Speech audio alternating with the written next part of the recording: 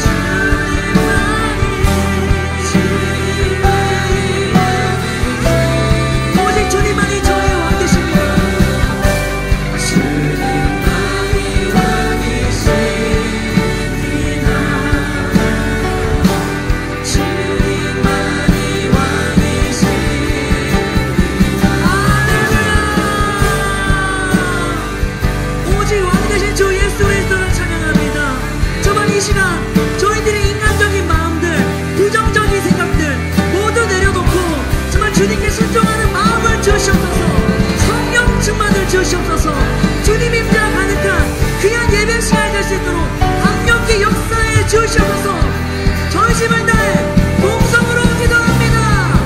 주여.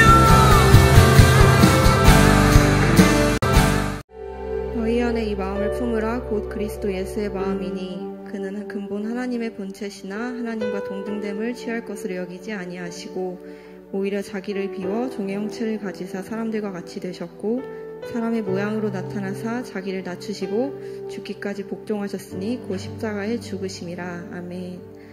할렐루야. 사랑의 하나님, 오늘도 저희에게 새로운 날을 허락하시고 주님을 찬양하는 예배자로 불러주심에 감사합니다. 말씀을 통해 우리를 사랑하시는 주님의 마음과 뜻을 발견하는 자리로 불러주심에 감사합니다. 지난 한 주간 주님이 보내신 삶의 자리에서 치열한 영적 전쟁 속에 때로는 말씀을 붙잡고 승리하기도, 때로는 나의 뜻과 생각이 앞서 주님의 뜻을 분별하지 못하기도 했습니다. 주님, 저희는 연약하여 저희의 힘으로는 승리할 수 없습니다. 이 시간 저희에게 회개하는 심령을 부어주시고 예수 그리스도의 십자가 보혈로 깨끗하게 되었음을 확신하며 새롭게 만나주실 하나님을 간절히 사모하게 하옵소서. 사랑하는 우리 예일교회와 1500 비전을 위해 기도합니다.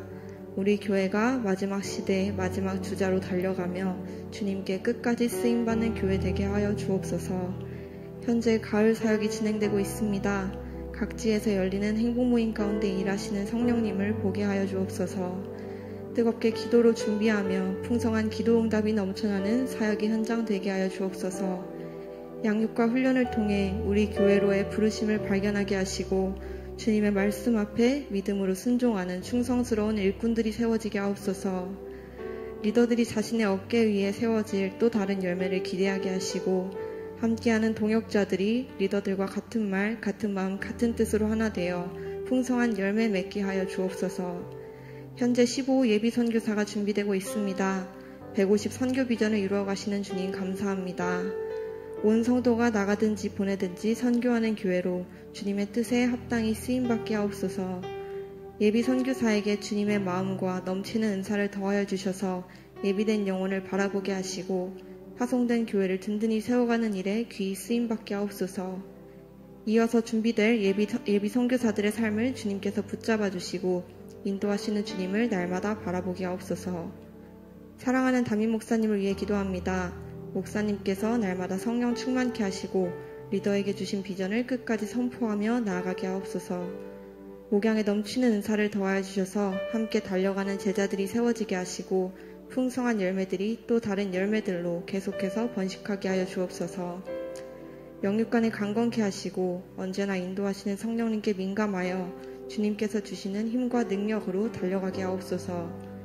목사님의 가정이 날마다 평안케 하시며 사모님께 주님의 사랑과 지혜를 더하사 목사님과 힘있게 동역하게 하옵소서.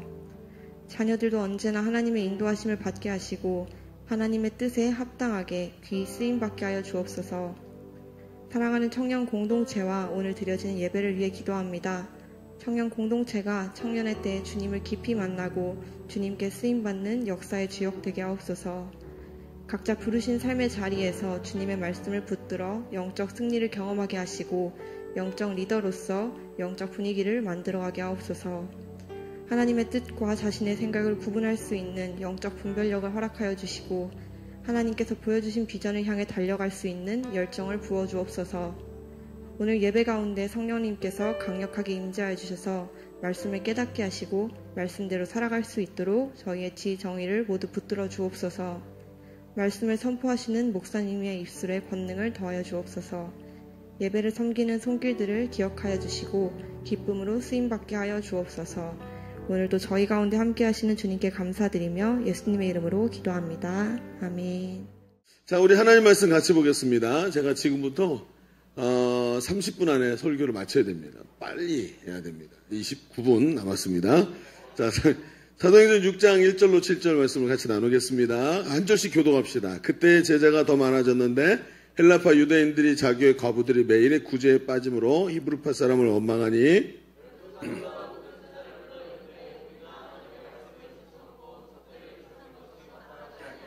형제들아 너희 가운데 성령과 지혜가 충만하여 칭찬받는 사람 7을 택하라. 우리가 이 일을 그들에게 맡기고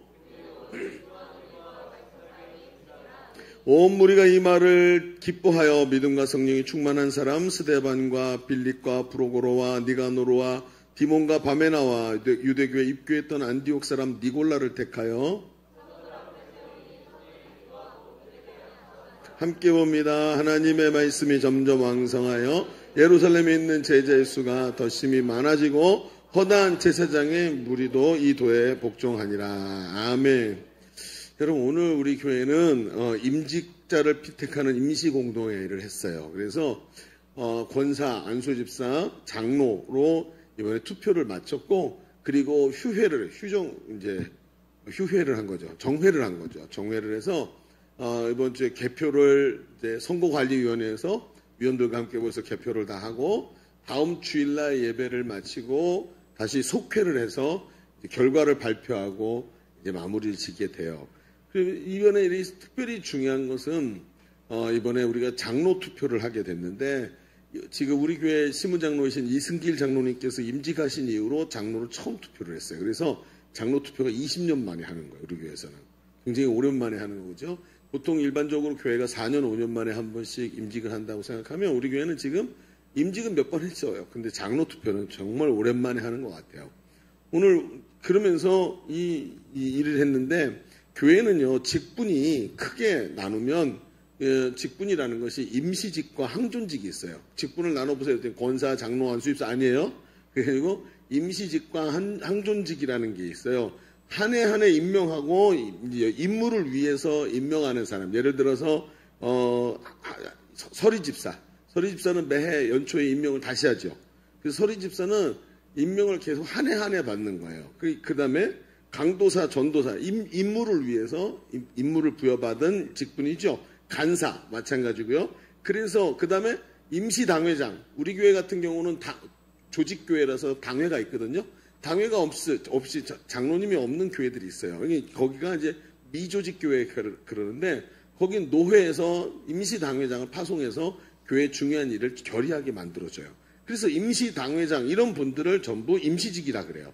그리고 교회를 계속해서 이제 선출받아갖고 임직자를 선출하고 임직자를 통해서 이 종신토록 교회를 섬기도록 하는 게 이게 종신직, 즉 항존직이라고 하는데, 그 사람을 누구라 그러냐? 안수집사, 권사, 장로, 목사 이런 사람을 항존직이라 그래요.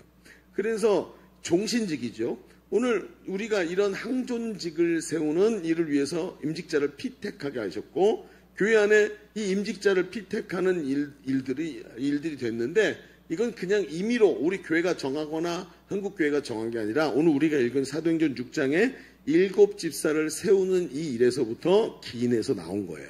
물론 그 앞으로 가면 모세가 또 다른 장로들을 세우는 장면들이 나오지만, 신약교회에서는 이 7집사를 피택하는 장면이 우리가 임직하는 일에 이 기원이 되는 거예요. 그런데 시간이 지나고 또 시간이 지나면서 중세교회를 지나고 종교개혁을 하게 되죠. 근데 초대교회 시대에서부터 중세교회, 종교개혁을 지나면서 이 직분에 대한 이해가 정말로 많이 쇠퇴하고 퇴색하고, 오히려 전통이라는 이름에 의해서 왜곡되거나 오해받기도 했어요. 그래서 여러분 같이 공감하실지도 모르겠습니다만, 임직이라는 것을 마치 일반적인 교회에서는 교회 오래 다닌 사람들에게 주는 계급장 정도로 생각하는 것도 많죠. 그래서 교회 다니다 보면 집사 되고 안수집사 되고 권사 되고 장로 되고 뭐 이러는 거지, 이렇게 생각을 할 때가 있어요. 그래서 이런 오해들이 많죠. 또 어떤 사람들은 이 임직을 명예로 생각을 해요. 그래서 장로님 그러면 존경받는 사람이라고 생각하고, 뭐 이렇게 임직이라는 것이 마치 내가 신앙생활 한 결과물이라고 생각을 해요. 그래서 직분을 받지 못하면 신앙생활을 잘 못한 것으로 오해받기도 해요. 이게 전부 다 직분이나 임직에 대한 오해예요. 오늘 우리는 이 임직한 우리 교회가 임직을 하게 되는데, 이 부분을 좀 점검하면서 왜 임직자를 세우고 무엇을 위해 임직을 해야 하는지를 좀 같이 나누려고 합니다. 우리가 이번에 임직을 통해서 하나님 앞에서 아름답고 귀한 시간으로 교회를 세워가야 되거든요. 그렇다면 오늘 임직에 대한 이야기들을 같이 통해서 하나님께서 교회를 어떻게 세워가시는지 한번 얘기를 좀 해봅시다. 오늘 주보를 펼쳐보시면 주보 3면에 오늘 말씀의 제목은 일꾼을 세우시는 하나님이라고 정해놓고, 두 가지 얘기를 해보겠습니다. 자, 첫 번째, 일꾼은 짐을 지워 문제를 해결하기 위한 목적으로 세워졌습니다. 짐을 지워 문제를 해결하기 위한 목적이에요. 자, 무슨 얘기인가? 자, 오늘 우리가 잘 알듯이 본문인 우리 사도행전 6장은 예루살렘 교회가 7집사를 세우는 장면이죠. 성경은 왜 이렇게 집사를 세우게 됐는지를 말해주는데 1절에 이렇게 말씀이 돼 있어요. 그때 제자가 더 많아졌는데 교회 안에서 사람들이 많아진 거예요. 근데 헬라파 유대인들이 자기들의 과부들이 매일의 구제에 빠짐으로 히브리파 사람을 원망하니 이게 무슨 얘기냐? 교회에 성령이 강림하시자 교회는 막 사람들이 모여들었다 그랬죠. 전도가 된 거예요. 강력하게 복음을 전했으니까. 그런데 그렇게 모여든 사람들 중에는 어떤 사람들이 있었냐면 거의 대부분 유대인이었죠. 근데 유대인은 두 종류가 있어요. 어떤 사람이 있냐면 이스라엘 땅 안에 사는 유대인과 외국에 사는 유대인이 있었어요. 왜냐하면 이 당시에는 이미 바벨론 포로로 끌려갔다가 돌아와서 다시 성전을 회복하지요. 근데 돌아올 때 못 돌아온 사람들. 그래서 이제 그 바벨론 이제 남아서 그쪽에 남아서 나중에는 이제 페르시아가 되죠. 페르시아에 남아있다가 또 나중에 그리스 제국이 되면서 이게 강제 이주를 당해갖고 유럽에 흩어져 살았단 말이에요. 한 절반 정도는 그랬다고 봐야 되죠. 그래서 유대인들이 어땠냐면 그리스 로마 문화 아래에서 살았단 말이죠. 그러다 보니까 어때요? 그 사람들은 언어도 이제 그리스어라든지 로마, 이탈리아어 같은 걸 쓴 사람들이 많았겠죠. 근데 그 사람들이 모이면 공동체를 만들어서 회당을 만들었었고 거기서 신앙생활을 했지만 절기가 되면 예루살렘으로 와서 하나님께 절기를 지켜야 됐었어요. 그래서 예수님도 절기가 돼서 예루살렘에 자주 올라가셨죠. 그런데 그들 중에 올라온 사람들 중에 성령을 체험하고 복음을 전하는 교회 이야기를 듣고 예수를 믿고 교회로 들어온 사람들 중에는 이 이스라엘 땅에서 있었던 히브리파 유대인들이 있고 그 다음에 외국에서 들어온 헬라파 유대인들이 따로 있었던 거예요. 근데 이 두 종류의 사람들이 한 교회에 모여서 신앙생활을 했는데 어때요? 그렇죠. 유유상종이죠. 같이 우리는 이탈리아어를 써요. 그러니까 그 언어가 맞는 사람들끼리 또 편안하게 하나님을 섬기지만 종류가 다르단 말이에요. 출신이 다르고. 그래갖고 이렇게 모이게 됐는데 자기들이 동병상련 아닙니까? 어느 날 보니까 주도권을 누가 갖고 있겠어요? 예루살렘, 이스라엘에 살고 있던 히브리어를 쓰는 이런 유대인들, 히브리파 사람들이겠죠. 물론 이 시대 사람들 히브리어를 안 쓰고 아람어로 썼어요. 근데 이 사람들이 주도권을 갖고 있으니까 이 교회가 성령 충만해가지고 자기 사유재산을 다 서로 나눠주고 서로의 필요를 채워줄 때 어떤 일이 벌어졌어요? 서로 극빈자였던 과부들에게 구제하고 음식을 나눠주고 이런 걸 했었어요. 근데 이게 어때요? 주도권을 갖고 있는 히브리파 사람들이 하다 보니까 자기도 모르게 나하고 더 친한 사람에게 몇 번 더 주고 별로 잘 모르는 사람에게 살짝 지나가고 그러면서 헬라파 과부들이 히브리파 과부들보다 적게 받는 거예요. 우리 왜 이렇게 합니까? 하면서 그것 때문에 불만이 나오기 시작했다는 거죠. 여러분, 그러면서 교회에 문제가 됐다는 거예요. 여러분, 본질이 뭐예요? 교회 본질은 어려운 자를 돌보는 것도 있지만 복음을 전하는 일이 훨씬 더 중요한 겁니다. 근데 성령을 받은 교회가 어떻게 했어요? 우리들끼리 너무 좋으니까 좋은 감정을 갖고 서로 돌보는 일만 했지 땅끝까지 이르러 복음의 증인되라 하시는 말씀을 그걸 하지 않으니까 교회 안에 문제가 생기죠. 그게 지금 오늘 우리가 보고 있는 이 과부들의 구제의 문제가 이래서 생긴 거예요. 그러니까 교회는 당연히 어려운 사람들을 돌보고 하지만 그 일만 해서는 교회가 반드시 병들어요. 신앙생활을 하는 사람들도 보면 어떤 사람들이 신앙이 더 견고하고 힘이 생겨요? 행복 모임하고 복음 전하는 사람들은 눈빛도 달라요. 그렇죠? 그러니까 눈빛도 다르고 힘이 있단 말이에요. 그런데 자기 자신만을 위해 신앙생활하는 사람들은 계속 뭔가 부족하고 남 탓을 하고 이런 문제들이 벌어지는 게 건강한 신앙이 될 수가 없는 거예요. 교회는 본질에 집중해야 되는 거예요. 그런데 여러분 지금 예루살렘 교회는 이 문제가 점점 커지자 12사도가 모였어요. 그리고 이 복잡 미묘한 일 여자들의 문제잖아요. 여러분 여자들은 죄송해요. 여기 여자들이 절반인데 내가 미쳤나 봐. 이런 말을 하다니. 여자분들은 더 민감하죠. 그냥 50대 50 딱 나눠줬다고 되는 게 아니라 표정 하나까지도 아주 섬세하단 말이에요. 그러니까 남자들이 이런 걸 못하죠. 그러니까 어떻게 했어요?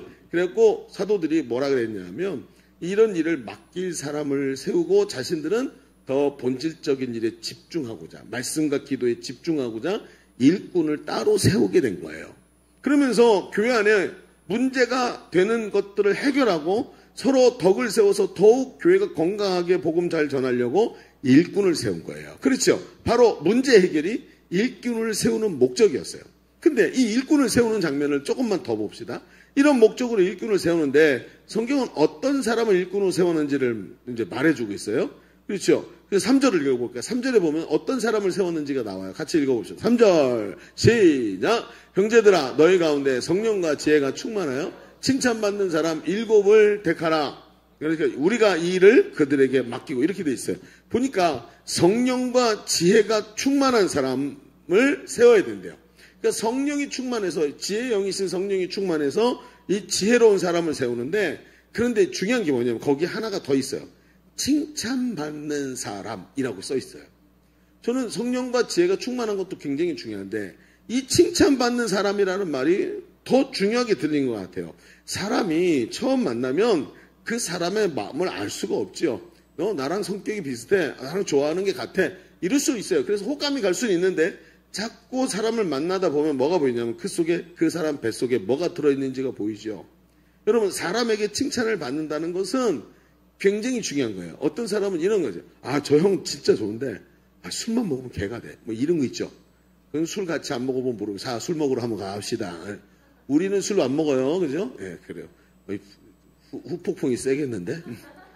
오늘 왜들 다들 이렇게 못 받아리? 자, 그리고 이런 사람 있죠. 아, 저 사람 다 좋은데, 아, 저 사람은 지난번에 5만 원 내가 빌려줬거든? 잊어버렸어. 근데 들어보니까 쟤한테도 2만 원 빌리고 잊어버렸대. 안 갚어.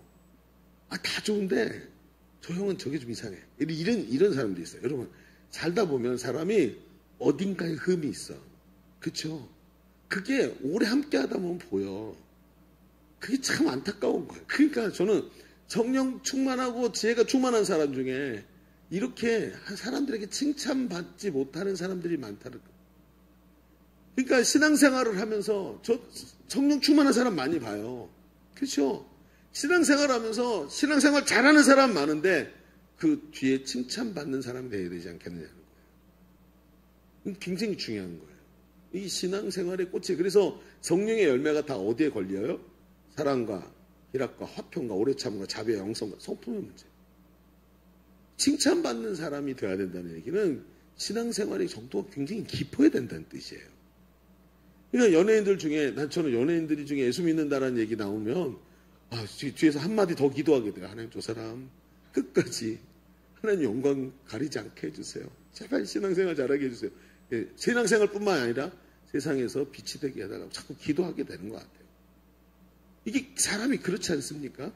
흠이 있단 말이에요. 칭찬받는 사람이 돼야 돼. 그래서 칭찬을 받은 그 모습을 보세요. 성령과 지혜가 충만해서 지혜의 영이신 성령이 충만해서 성령이 시키는 일을 위해서 자기를 주장하지 않고 굳은 마음이 아니라 부드러운 마음으로 민첩한 마음으로 성령님께 순종하면서 달려갈 수 있는 사람, 적극적으로 선한 일을 위해서 움직일 수 있는 아주 신앙적으로 성장한 사람의 모습을 이야기하는 거죠. 자, 이런 사람을 이제 일꾼으로 세우는데 근데 그 세우는 방법을 봅시다. 어떻게 세운다고요? 6절을 봅시다. 6절을 이번에 읽어봅시다. 시작. 사도들 앞에 세우니 사도들이 기도하고 그들에게 안수했다 이렇게 얘기해요. 그럼 어떻게 세우죠? 자격 있는 사람을 택해서 기도하고 그들에게 안수했대요. 그런데 이 기도라는 게 자 와보세요. 앉으세요. 자 기도 한번 합시다. 이런 기도를 말하는 게 아니에요.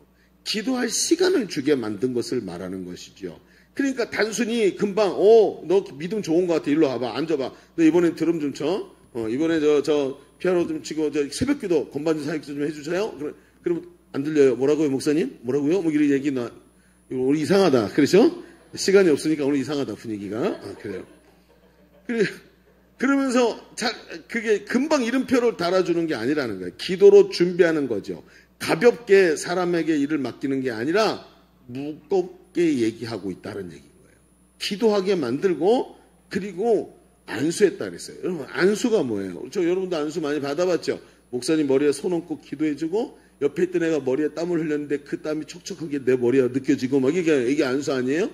이 안수를 이렇게 받는데 근데 이게 그런 뜻이 아니에요. 초대교회는요. 항존직의 개념을 사도적 전통의 계승이라고 생각한 거예요. 무슨 얘기냐면 예수님께서 사도들에게 위임하셨잖아요. 근데 그 위임한 걸, 그렇죠? 누가요? 제자들이 또 다른 사람에게 위임해 주는 것. 그래서 안수를 그런 방법으로 얘기합니다. 그래서 바울이 디모데에게 말할 때 내가 안수 받았던 것을 경히 여기지 말라 그랬죠. 그 무슨 얘기예요? 자기가 목회자로 세워지면서 예수 그리스도가 주신 사명을 위임받을 때 안수를 받은 거예요.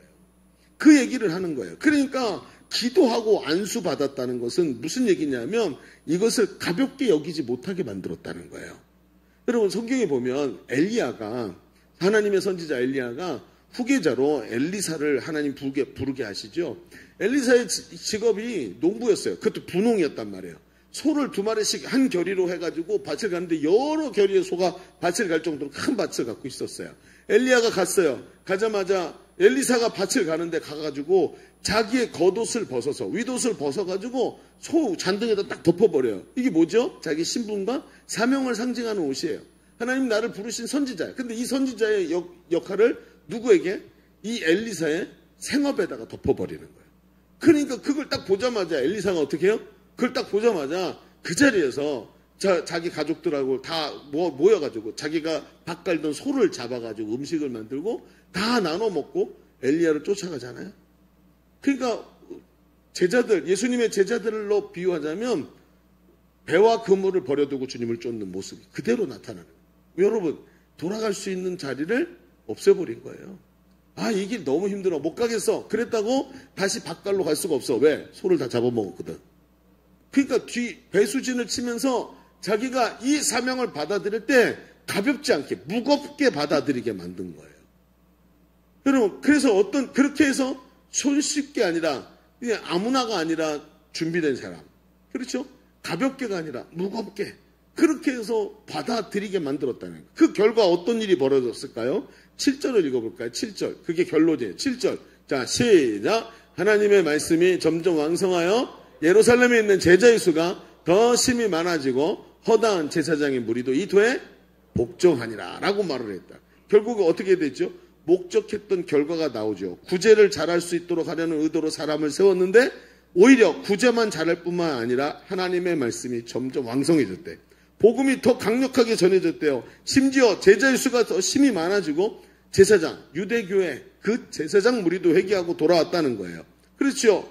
오로지 기도하는 일과 말씀 사역에 힘쓰려고 그냥 이 구제하는 일을 맡기려고 사람을 세웠는데 하나님께서 더 큰 일을 이루어 가시는 거예요. 그런데 여기서 이 일이 멈춰지지가 않아요. 의외의 결과가 나타나는데 어떤 결과가 나올까요? 여러분 7집사의 이름을 거기 거론하죠. 첫 번째 나오는 사람이 누군지 아세요? 7집사 이름 중에 스데반, 그 다음에 빌립 두 사람이 나와요. 왜? 여러분 사도행전에 스데반과 빌립이 또 나와요. 이름이. 그 뒤에 나오는 걸 봅시다. 빌립 집사는 사마리아라는 지역으로 가지요. 사마리아는 북왕국 이스라엘의 수도였어요. 작은 지역이 아니에요. 어마어마하게 넓은 큰 성이란 말이에요. 그런데 그 성 전체가 빌립 집사 한 사람 때문에 확 뒤집어지고 성령을 충만히 받고 예수 믿고 회개하는 역사가 일어나는 거예요. 여러분 이게 누구예요? 바로 오늘도 하나님께서 세우신 일꾼을 통해서 일어나는 일인데 그저 이 사람은 왜 세워진 거예요? 과부들의 행정적인 일을 도와주기 위해서 세웠는데 사마리아라는 동네가 전체가 다 뒤집어지는 거예요. 그 다음에 또 누가 있죠? 스데반이라는 사람이 있죠. 이 사람도 과부들의 행정적인 문제를 해결해 주려고 세워진 집사인데 이 사람을 통해서 어떤 일이 벌어요? 스데반이 복음을 전하다가 돌에 맞아 죽게 되죠. 순교하면서 어떤 일이 벌어지냐면 이 예루살렘 교회가 예루살렘에서 점점 커지기만 했는데 이 스데반의 죽음 때문에 핍박이 일어나면서 예루살렘 교회가 사방으로 흩어지는 역사가 일어나죠. 예수님이 교회에다가 뭐라고 말씀하셨어요? 모든 민족으로 제자를 삼으라 하면서 땅끝까지 이르러 내 복음의 증인되라 하셨죠. 안 가고 여기가 조사오니하고 예루살렘에 머물러 있었어. 근데 이 사람들이 스데반 사건 때문에 사방으로 퍼진 곳에 또 다른 교회를 세우면서 복음이 퍼져나갔죠. 그래서 300년 만에 로마 제국 전체가 예수를 믿는 역사가 일어나는 거예요. 여러분 이렇게 생각한 것보다 훨씬 더 강력한 역사가 일어나죠. 자, 가만히 이 사건을 쭉 여기서 멈춰봅시다. 여기서 멈춰가지고 가만히 이 사건을 한번 봅시다. 이 첫 번째로 우리가 이 사건을 보면서 교회 안에 왜 일꾼을 세웠냐 하면 구제의 문제로 다툼이 일어났어요.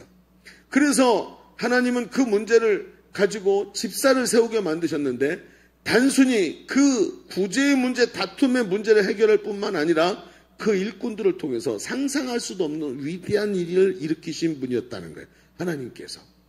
우리는 이렇게 우리가 좀 생각해야 되는 게 있어요. 뭘까요, 여러분? 하나님은 이름 없는 성도도 너무나 소중히 여기시지만 일꾼이라는 멍에를 사람에게 매게 하시고 그 사람을 통해서 일하게 하시는구나. 여러분, 지금 이 집사들 세우는 장면을 보세요. 여러분, 하나님께서 과부들의 일을, 그 행정적인 일을 감당하는 것을 집사 아니면 못 시키셨을까요? 아니에요. 그런데 믿음이 좋은 사람, 칭찬받는 사람, 무겁게 이 사명을 받을 사람으로 과한 스펙을 가지고 이 사람 부르셨어요. 그리고 뭐라 그랬어요? 일꾼이라는 멍에를 딱 매게 하시더니 그 일꾼이라는 하나님 앞에서 부름받았다는 이것 때문에 더 위대한 일을 할 수 있도록 하나님께서 끌고 가시는 거예요. 여러분, 우리는 말이죠, 부담스럽고 손해보는 일을 잘 하고 싶어 하질 않아요. 그렇죠. 누가 부담스러운 거 좋아해요? 누가 손해보는 일 하고 싶어 하겠어요? 무엇인가 매이고 싶어 하지 않는 것이 우리 시대의 모습이죠. 자유롭고 편안하게 살고 싶어 해요. 그런데 하나님은 그런 사람을 일꾼이라고 인정하시지 않더라고요. 부담을 가지고 책임을 진 사람들이 일을 하고 하나님께서 말씀하신 대로 작은 일에 충성된 사람에게 큰 것을 맡기시는 역사를 일으키시는데 그 사람이 누구예요? 부담을 질 줄 아는 사람인 거예요. 우리는 이 땅을 살아가면서 초점이 카메라의 렌즈가 나 자신에게만 쏠려 있어요. 그러니까 하나님이 보시는 원대한 일에 관심이 없어. 그리고 나니까 어때요? 늘 나 자신이 잘 되고 나 자신이 행복한 데다가만 초점을 맞추는 시대를 우리가 살아요. 그러다 보니까 더 큰 일, 하나님께서 하시고자 하는 일을 위해서 자기를 희생하는 부담을 싫어하는 거예요. 그럼 하나님은 하나님의 일을 하시고 교회를 세우기 위해서 부담을 질 줄 아는 일꾼을 세우셨다는 것을 기억하셔야 됩니다. 오늘도 여러분, 하나님은 귀한 일들을 짐을 질 줄 아는 사람을 통해 일하십니다. 그렇습니다, 여러분. 아무 손해도 보지 않는 사람을 통해서는 역사를 통해서 봐도 아무 일도 일어나지 않아요. 여러분, 부담을 질 수 있는 믿음이 있으시기를 바랍니다. 자, 우리 첫 번째 얘기 정리해 봅시다. 우리 지금까지 하나님이 왜 임직을 하게 하시려는지 말씀을 나누었어요. 하나님은 부담 없이 일하는 사람을 찾으시는 것이 아니라 책임을 지고 부담을 어깨에 맨 사람을 찾으셔서 그 사람을 통해 더 큰 일을 맡기시더라는 거예요. 오늘도 우리는 부담 없는 자리에 서면 안 됩니다. 짐을 지십시오. 그리고 더 위대한 일에 쓰임받으려고 해야 되는 사람이 돼야 되는 거예요. 오늘 이 땅에서 아무 목적 없이 살다가 아무 이유도 없이 그냥 이 땅에서 떠나는 사람이 돼서는 안 되는 겁니다. 오늘도 이런 믿음이 우리에게 있기를 바랍니다. 자, 그런데 일어나는 문제를 해결하기 위해서 일꾼을 세웠는데 이런 생각이 드는 거죠. 목사님, 하나님이 일꾼을 세우신다 그랬는데 앞에도 목사님이 얘기했지만 너무 오버 스펙 아닌가요? 이런 생각이 좀 들어요. 저도 그런 생각이 들어요. 왜냐? 이번에 우리 임직한다 그러면서 공고를 붙였죠. 성경이 원하는 임직자, 교회가 원하는 임직자, 뭐 이러면서 임직자의 자격을 쫙 붙였어요. 근데 여러분, 그 자격 다 읽어봤나요? 아마 2개 읽다가 짜증나서 안 읽었을 거예요. 저는 알고 있어요. 제가 어느 날 새벽 기도를 끝나고 제가 픽 해가지고 붙여놨지만 딱 읽는데 이런 생각이 들더라고요. 나는 저 중에 몇 가지나 하고 있지? 이런 생각이 들더라고요. 정말로 여러분, 사람이 완벽한 사람이 없잖아요. 저건 이렇게 어렵다고? 임직이? 나도 힘들겠다. 이런 생각이 들더라고요. 그러니까 제가 임직 후보자들, 이제 당회가 후보를 추천을 했는데 추천자들하고 전화 통화를 하고 만나는데 단 한 사람도 감사합니다, 제가 하겠습니다 하는 사람 없었다. 한 사람도 없었어. 다 어떻게 저 같은 사람이 어떻게 그걸 감당합니까? 그렇게 얘기해. 왜? 너무 세거든. 성경을 읽어보니까 하나님이 얘기하는데 아니, 사람들에게 칭찬받아야 된대. 성령과 지혜가 충만한 정도가 아니라 칭찬받아야 된대요. 아니, 왜 이렇게 부담스러운 얘기를 자꾸 하실까? 부담을 져야만 일을 합니까? 목사님, 부담 없이 해야 더 많은 사람이 참여할 수 있죠. 그럼 그렇지 않을까요? 저도 그런 생각을 해요. 부담과 책임을 져야 됩니까? 문제를 해결하는 것보다 더 많은 대가를 지불해야 되는데 아니, 어떻게 그렇게 합니까? 일꾼의 기준이 너무 높은 건 아닐까요? 이렇게 높은 기준만 찾으면 누가 하나님의 일꾼이 될 수 있을까요? 여러분 한번 생각을 해. 이제 요 얘기를 하면서 자, 저에게 허락된 시간은 한 8분 남았어요. 빨리 얘기해 봅시다. 자, 둘째 이렇게 얘기해 봅시다. 둘째, 하나님은 그 세워진 일꾼을 통해 초대교회의 기틀을 다지게 하셨어요. 왜 하나님이 이렇게 오버스펙을 원하셨냐? 이유가 있어요. 그 이유가 뭐냐면 초대교회의 기틀을 다지게 하셨다. 여러분 제가 자주 했던 얘기라서 쭉 얘기해 볼게요. 여러분 우리는 성령 강림 사건을 통해 초대교회 모습을 세워진 초대교회 모습을 봐야 되는데 예루살렘 교회는 처음 교회였죠. 그래서 예루살렘 교회는 영광스러웠지만 허술할 수밖에 없었어요. 그렇죠? 마치 자동차를 샀는데 깡통차, 에어컨도 없고, 그렇죠? 파워 인도도 없고, 오토매틱도 없어. 우리 교회 8700 오토매틱 없었고 4개월 동안 한 번도 운행 안 하다가 지난주에 팔았어. 차가 그래 봉고차가 한 대밖에 없어요. 그런 깡통차인 거예요. 그런데 그게 뭐예요? 예루살렘 교회의 모습이 이런 거예요. 생각해 보세요, 여러분. 예루살렘 교회가 뭐 교리가 있어요? 없죠. 경전은요. 성경이요. 구약 성경밖에 없었어요. 예수님이 뭐라고 말했는지 자기들끼리도 헷갈려. 이런 상태였단 말이에요. 게다가 전통도 없지요. 가치도 불분명하죠. 기능도 별로 없어. 그러니 뭘 하겠어요. 그런데 하나님께서 예루살렘 교회를 세우시는데 이렇게 가신 첫 번째 성령 강림 사건을 주시죠. 그래 성령님이 인도하시는 교회.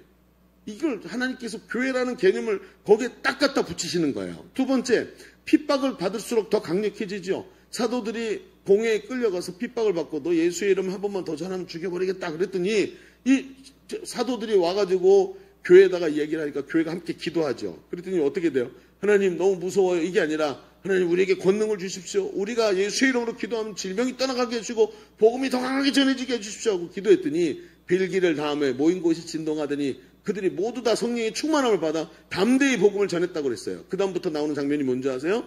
사도들뿐만 아니라 평신도들에게도 능력이 나타나. 그리고 빌립 집사가 여러분 저기를 사마리아로 확 뒤집어 엎는 역사가 예수님의 제자 빌립이 아니라 여러분 평신도 빌립이에요. 딴 사람이에요. 엄청난 일이 벌어지는 거예요. 그러니까 하나님 뭐야? 평신도 사역을 성령 충만과 함께 탁 장착을 해버리시는 거예요. 옵션이 추가가 된 거야. 또 어떤 일이 벌어졌을까요? 이방인 고넬료가 구원받지요. 여러분 유대인들은 이방인들이 지옥의 땔감이고 절대 구원받을 수 없다고 생각했어요. 그런데 하나님께서 베드로를 보내서 고넬료가 성령 충만 받는 장면을 보는 거예요. 그리고 베드로가 자기 입으로 얘기를 해요. 아, 하나님께서 이방인들에게도 구원받는 회개를 주셨구나. 그리고 온 교회가 그걸 받아들여요. 그래서 어떻게 돼요? 유대인만 구원받는 게 아니라 이방인도 구원받으니까 땅끝까지 이르러 복음의 증인이 될 수 있게 된 거예요. 이걸 하나님 옵션으로 장착을 딱 해버리셔.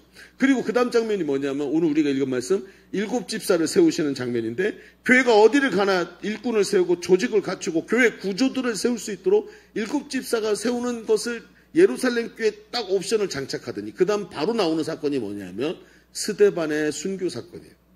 결국 스데반의 순교 사건이 어떤 일을 벌이는지 아시죠? 예루살렘 교회를 사방으로 흩어지게 했는데 흩어진 예루살렘 교회가 그 조각조각 나눠져서 갔는데 가는 곳곳마다 예루살렘 교회하고 똑같은 교회들이 세워지기 시작하는 거예요. 만약에 이방인 구원이 없었어. 그리고 헤어졌다고 생각해 봅시다. 찢어졌다고 생각해 봅시다. 어떤 일이 벌어졌을까요? 아마 복음은 이방인들에게 전해지지 않았을 거예요. 계속 만들어지는 교회들마다 이방인들에게 복음을 전하지 않았을 거예요. 근데 하나님은 기다려놓고 뭐 하고 있어요? 여러분 원판을 그리고 계시는 거예요. 원판 말이죠. 여러분 지금도 지폐를 찍을 때는요 원판을 만들어요. 여러분 컴퓨터로 이렇게 해가지고 만드는 게 아니고요 원판을 만들어갖고 원판으로 지폐를 찍어요. 근데 이 원판이 얼마나 정교한지 원판 만드는 게 보통 일이 아니라 그래요. 굉장한 많은 기술이 요구된대요. 그래서 지폐 감별사들은 있잖아요. 지폐를 손으로 들고 뭘 느끼냐면 이 잉크가 묻은 결 같은 걸 느낀대요. 그래서 이게 여러 대의 컴퓨터로 프린팅해서 찍는 게 아니라 조폐공사에 있는 그 원판 갖고 지폐를 딱딱 찍어내서 그 원판에서만 나오는 느낌을 손으로 익힌대요. 그래서 위조 지폐 감별사들이 컴퓨터가 감별해내지 못하는 것을 손으로 감별해낸다 그래요. 원판이 그렇게 중요해요. 여러분 우리 교회 재정 문제 해결하는 방법이 있어요. 조폐공사 가서 원판을 훔쳐오는 거예요. 그리고 맨날 찍으면 돼. 그렇지 않아요? 근데 중요한 게 있어요. 원판이요. 아무나 만들 수가 없는 거예요. 원판이 너무나도 중요한 거예요. 그 원판을 잘 만들어서 그 동판에다가 원판을 잘 새기면 그 원판 갖고 계속 똑같은 걸 만들어낼 수 있는 거예요. 여러분, 책임 있는 사역자들 한번 생각해 봅시다. 하나님은 이 일에 책임 있는 사역자, 잘 그려진 원판으로 집사들을 세우셨어요. 교회의 본질이 뼈에 새겨진 사람, 교회가 핍박을 받아 흩어질 때 그 집사들을 세워서 원판을 그들의 마음속에, 뼛속에 집어넣고 교회 구조와 역할을 재현해내는 DNA로 그들을 삼으셨어요. 여러분, 오늘 우리는 항존직을 투표해서 이제 피택을 하게 됩니다. 항존직은 가벼운 마음으로 일하는 사람이 아닙니다. 바로 이런 책임을 지는 사람, 바로 하나님의 교회의 일꾼으로, 디아코노스로 하나님 앞에서 책임을 지는 사람이요. 이 일은 단순한 동네 통반장 뽑는 일이 아닙니다. 이번에 제가 있으니까 다음에 네가 해봐, 이런 얘기가 아니에요. 하나님 나라의 미래와 그 교회를 위해 그 하나님 나라의 건강한 교회의 DNA가 뼈에 새겨진 일꾼, 담임 목사님과 같은 말, 같은 마음, 같은 뜻으로 건강한 교회를 세워갈 수 있는 뼈에 그 원판이 새겨진 일꾼을 말하는 거예요. 저는 말입니다, 건강한 교회 비전을 가지고 있습니다. 예전에 오카노 목사님이 돌아가시기 전에 항상 말씀하셨던 게 있어요. 한국 교회는 임계점을 넘어섰대. 임계점. 잘못된 건데 안 되겠다, 여기서부터 돌아가야 되겠다고 돌아갈 수 있는 시점을 지나쳤다는 거예요. 돌아갈 수가 없게 됐다. 자정 능력을 상실해서 계속해서 오염되고 있다는 거예요. 한국교회, 지금 우리가 알고 있는 이 교권주의를 가지고 있는 이 한국교회의 모습은 이미 가망이 없다는 거예요. 이걸 오카노 목사님이 먼저 얘기하기 시작했어요. 그런데 그 예언대로 되기 시작하고 있어요. 그런데 하나님께서, 여러분 잘 알고 계시죠? 다음 세대를 감당할 수 있는 건강한 교회를 하나님 지금도 세우고 계시는 줄로 믿습니다. 그 새로운 교회는 교회의 본질이 회복된 건강한 교회, 영혼을 구원하고 일꾼을 세우고 하나님 나라를 세울 수 있는 그 건강한 일꾼들이 가득 찬 교회, 원판이 너무 좋아서 그 원판대로 찍어내기만 하면 계속해서 건강한 교회가 재생산되는 그런 교회를 강력하게 세우고 싶은 거예요. 제가 어렸을 때 보았던 이런 저의 건강하지 못한 신앙의 그 배경에 있었던 그런 비전 없는 교회가 아니라 오늘도 정말 하나님 앞에서 살아있는 교회들 만들고 싶은 거예요. 그게 제 사명이라고 저는 생각을 하는 거예요. 어느 날 어떤 사람들이 우리 교회에 전화를 했어요. 그래서 전화해서 목사님 예일교회 한번 탐방 가고 싶습니다. 누구시냐 그랬더니 신학생이래요. 근처에 있는 신학대학교에. 신학생인데 이제 마지막 대학원 마지막 학기니까 이제 대학원 마치면 강도사 고시를 보게 되고 그 다음에 1년 있다가 목사 고시를 모시는 분들인데 이분들이 이제 수업에서 제자 훈련을 했대요. 어떤 사람이 이런 코스 저런 코스 하다가 자기네가 4명이 그룹인데 4명이 두 날개라는 코스를 맡았다는 거예요. 그래서 본부에다가 전화를 해봤더니 근처에 예일교회가 있으니까 가봐라 그러고 얘기를 해서 우리 교회 전화를 했다는 거예요. 오시라고. 그래서 만났어요. 만났더니 시간 내서 만났더니 4명의 신학생이 와서 제 목양실에 앉아갖고 옆에 고프로 2개 딱 세워. 고프로를 2개나 세워. 그리고 앉아가지고 노트북을 4개를 딱 펼쳐놓고 마주 이렇게 4명이 앉아있고 저는 여기 앉고 4명이 마주 앉아갖고 이제 기자회견하는 것 같았어요. 앉아갖고 첫 질문이 뭐였냐면 첫 질문이 목사님 두 날개가 뭡니까? 그러는 거예요. 근데 그때 제가 하나님이 저에게 계속 고민을 하게 만들어요. 나는 뭘 하고 있는 거지? 그러면서 답을 그때쯤 돼서 얻었었는데 제가 뭐라고 대답했냐면 그래서 그때 얻은 답을 얘기했어요. 두 날개는 건강한 교회의 본질을 회복하는 운동입니다. 저도 처음에 두 날개를 만났을 때 저는 교회를 부흥시키는 툴인 줄 알았어요. 하면 할수록 교회가 부흥되는 게 아니라 건강해지더라고요. 하면서 우리 교회 얘기를 쫙 해줬어요. 행복 모임부터 시작해서 새가족 그리고 양육과 훈련, 가치들, 셀 그리고 그때 선교사들 이야기를 하기 시작했어요. 마지막으로. 그때 선교사들의 기도 제목 카드와 사진이 제 방에 딱 있었는데 그때 있었던 선교사가 바로 유홍주 전도사예요. 그때 앞에 있었어요. 그래서 제가 그 얘기를 하면서 이 친구 보세요. 이 키 작고 땅땅한 친구가 바로 우리 지금 선교사 나가 있는 친구예요. 그러면서 얘기를 해주면서 홍주 전사가 어떻게 예수를 믿게 됐고 어떻게 우리 교회에 오게 됐고 그리고 어떻게 훈련을 받으면서 변화되고 나간 얘기를 쭉 해주는 거예요. 근데 이야기를 하면서 14명의 선교사, 13명의 선교사가 나간 걸 얘기하면서 제가 너무 감동이 되는 거예요. 이렇게 자기 사회생활을 버리고 목사님과 함께 건강한 교회를 이루겠다고. 그때 우리 유홍주 전사는 선교사로 나가면서 벌써 돌아와서 목사님 제가 신학교를 가고 목사님과 함께 그 길을 달려가겠습니다 하고 함께 비전을 나눴었거든요. 그 얘기를 딱 해주는 거예요. 제가 마음이 먹먹해서 말을 연결을 못하고 있으니까 그 신학생들이 그냥 그 얘기를 들으면서 내내 1시간 반 내내 도전을 받은 거예요. 그리고 나서 우리 마지막으로 우리 이제 기도합시다 다 마치고 통성기도는 잠깐 했어요. 잠깐 하고 눈을 딱 떴는데 신학생 4명이 다 콸콸콸콸 울고 있는 거예요. 그래서 제가 그냥 그렇게 하면 은혜 받았나 보다 하면 좋겠는데 또 물어봤어. 왜 울었냐고. 왜 울었냐고 물어봤어. 근데 또 못 참지. 그치? 물어봤다. 뭐라는 줄 아세요? 이 전도사님들이 이제 좀 있으면 목사님 되셔야 되는 분들이 이 얘기를 하는 거예요. 목사님, 제가 신학교 처음 들어올 때 꿈꾸던 게 바로 이런 교회였습니다. 신학교 처음 들어올 때 꿈꾸던 게 목사님이 오늘 말해준 예일교회였습니다. 사실은.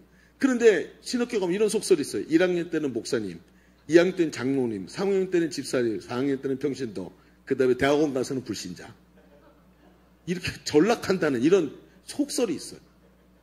신학을 배울수록 점점 머릿속에 엉뚱한 게 들어가는 거예요. 그래서 지금 대학원 다니는 우리 유홍주 전사님 불신자예요. 그렇게 따지면. 여러분 중요한, 저기는 학부를 안 했기 때문에 아직 목사님이야. 아니, 이 학기 때문에. 학부를 했으면 그렇게 되는데 안 했기 때문에 괜찮아. 그러니까 이 자기들은 꿈을 다 잊어버리고 있었는데 우리 교회 와서 이야기를 듣는데 그리고 나서 딱 내려갔는데 밑에서 무슨 소리가 들려. 봤더니 우리 교회 우리 자매 간사 2사람이 길거리에서 전도를 해가서 백지 전도를 하고 영접 기도를 시키고 있는 거야. 나까지 5명이 조심 내려가서 눈이 이만해지는 거야. 그게 이거야. 아까 그 내가 얘기했던 이 전도의 방법이 바로 이거야 하고 얘기를 해줘. 너무 도전을 받는 거야. 이런 건강한 교회를 세우고 싶었다. 이게 꿈이었는데 안 되는 걸로 알고 있었는데 오늘 예일교회를 통해 만나게 돼서 너무 감사하다는 거예요. 여러분 생각해 보세요. 어떤 교회가 새롭게 간판을 달고 개척을 했는데 그 교회가 설립하는 첫날부터 뜨겁게 예배를 드더니 그 다음날부터 사방에서 행복 모임을 하고 노방전도 하고 그렇죠? 셀 모임하고 사람들을 섬기고 그렇게 해서 여러분 날마다 그 작은 삼각교회에 사람들이 꾹꾹 채워지더니 더 이상 들어갈 수 없게 됐다고 생각해 봅시다. 저는 확신합니다. 그 교회는 5년 내에 그 동네를 다 장악합니다. 우리가 원하는 게 뭐예요? 건강한 교회라 교회의 본질을 만들어 놓고 그 교회의 본질을 정확하게 건강한 교회의 본질을 갖고 있는 원판을 만들어 놓고 그 원판을 사방에다 찍기 시작하는 거예요. 그 일을 위해서 하나님께서는 직분자들을 그냥 거기에 맞는 과부들의 구제를 도와주는 사람이 아니라 하나님 앞에서 일을 감당할 수 있는 기준이 높은 일꾼으로 부르셨던 거예요. 오늘 여러분, 저는 여러분들이 요즘 속칭 말하는 청년들 MZ세대 저는 그렇게 보지 않습니다. 하나님 나라 일꾼으로 봅니다. 당신은 굉장히 존귀한 사람이기 때문에 하나님이 여기로 부르셨고 저 정신 나간 강승신 목사한테 설교를 듣고 양육받게 만드신 거예요. 저는 제정신이 아니거든요. 하나님 나라에 미쳐있는 사람이고 절 스스로 임시정부의 요인이라고 생각합니다. 저는 별명을 강구라고 붙었습니다. 김구가 아니고 강구, 임시정부의 요원이에요. 하나님 나라를 세울 임시정부의 강구 선생이에요. 강구 선생. 이런 사람 왜 만나게 하셨을까요? 하나님 여러분을 아무나로 부르지 않으셨어요. 그런 귀한 하나님의 일꾼으로 부르셨단 말이에요. 나는 그 마음으로 여러분을 바라보고 있어요. 그래서 여러분 한 사람 한 사람이 보석처럼 소중해요. 일꾼이기 때문에. 그래서 오늘도 이 임직하는 일들, 투표하는 일들을 여러분이 모르고 있기를 원하지 않는 거예요. 여러분 하나님 앞에서 건강한 교회를 세워갑시다. 초대교회 일꾼을 세워 부담스러운 짐을 지게 하셨어요. 그들은 작은 문제를 해결하기 위해서 구제 담당자를 세웠지만 하나님은 그 작은 일을 충성되게 감당하는 일꾼을 통해서 초대교회의 기틀을 다지시게 하고 지금 우리 예일교회를 세우도록 만드셨던 거예요. 여러분 이 건강한 교회 DNA가 뼈에 새겨진 사람, 하나님 앞에서 정말 건강한 성도가 되어서 원판이 되어서 찍어내면서 더 좋은 교회를 세워갈 수 있는 우리 교회 모든 사역자들, 사명자들, 아름다운 주님의 청년들 다 되기를 주님의 이름으로 축원합니다. 기도하겠습니다. 오늘 말씀의 은혜를 붙잡고 하나님 앞에 기도합시다. 하나님, 나도 그렇게 세워지게 하여 주옵소서. 하나님, 그저 아무 부담도 없는 자리에 서 있지 말게 하여 주시옵시고, 멍에를 맨 일꾼으로 하나님 앞에 나도 세워지게 하여 주옵소서. 하나님 앞에 부름받아서 서 있는 사람 되게 하여 주옵소서. 우리 주님 한번 외치고 기도합니다. 주여, 할렐루야. 아버지 하나님, 오늘도 깨닫게 하시니 감사합니다. 말씀의 은혜를 주시니 감사합니다. 아버지 하나님, 멍에를 맨 일꾼, 하나님 앞에서 위대한 나라를 세워가는 원판을 갖고 있는 DNA를 가진 일꾼 되게 하소서. 하나님 역사하소서.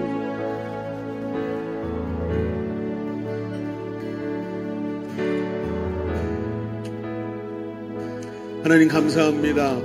오늘도 귀한 말씀 주셨사오니 말씀 붙잡고 한 주간 동안도 그 말씀의 능력으로 살아가게 하여 주옵소서. 예수님의 이름으로 기도하옵나이다. 아멘. 우리 하나님께 영광 올려드립니다.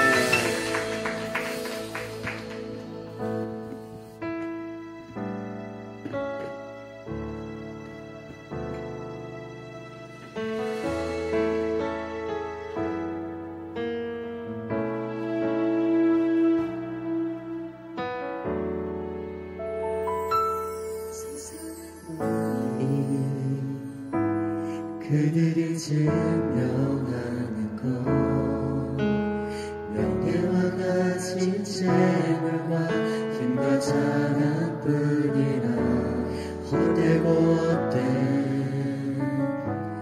허망한 것을 위하여 가장 귀한 주를 부인하니라. 주님을 믿고 주 안에 살아가는 것, 얼마나 복된 일인지 증명할 수 없으니 주님을 알고 그 안에 살아가는 것, 가장 귀한 주를 경험하니라. 하늘의 것을 구하게 하소서.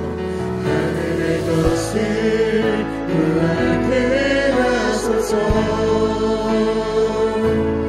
영원한 것을 놓치지 않으리.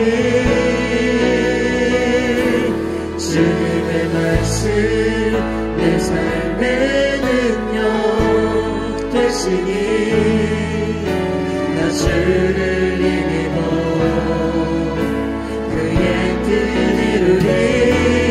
내가 속하고 거룩해 하소서. 주님의 마음 놓치지 않으리. 주님의 세대 믿음이 어갈 증인이 되어 거룩한 주의 나라 세워가리.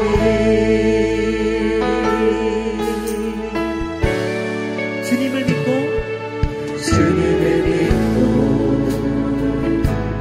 주 안에 살아가는 것, 얼마나 복된 일인지 증명할 수 없으니 주님을 알고 주 안에 살아가는 것, 가장 귀한 주를 경험합니다. 하늘의 것을 구하게 하소서. 영원한 것을 놓치지 않으리. 주님의 말씀 내 삶의 능력 되시니 나 주를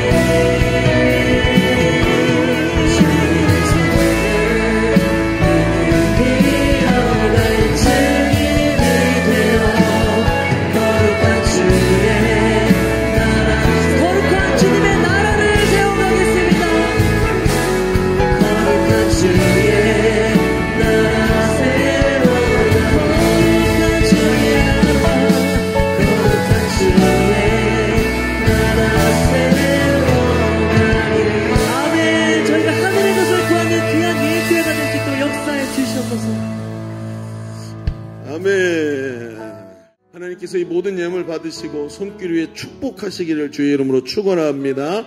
우리 같이 기도하겠습니다. 하나님 참 감사합니다. 예배할 수 있는 것도 감사한데 주께 나를 드릴 수 있는 것도 너무너무 감사합니다. 예물을 구별하여 주께 올려드렸사오니 드린 손길들을 주님 받으시옵소서. 저들의 중심을 받으시옵소서. 그리고 저들에게 하나님의 축복을 허락하여 주옵소서. 손길이 닿는 곳곳마다 하나님의 은혜가 넘치게 하시고 하나님께 돌려드린 것이 자신의 삶의 주권을 드렸사오니 하나님 받으시고 주의 나라의 가치로 채우시고 통치하시고 인도하여 주옵소서. 돌아가는 발걸음 지켜주시고 한 주간도 주의 성령으로 인도하여 주옵소서. 함께 하심을 감사드리며 이제는 우리 주 예수 그리스도의 은혜와 아버지 하나님의 지극하시고 만극하신 사랑하심과 성령님이 내주하시며 교통하시는 은혜가 오늘 모여 예배하는 모든 사랑하는 주의 자녀들, 젊은 청년들 머리머리 위에, 저들의 미래와 가정과 삶의 현장 위에, 손길 위에, 또 주님의 몸된 교회 위에, 지금도 신흥하는 이 나라 이 민족 위에 이제로부터 영원토록 함께 계시기를 간절히 축원하옵나이다. 아멘.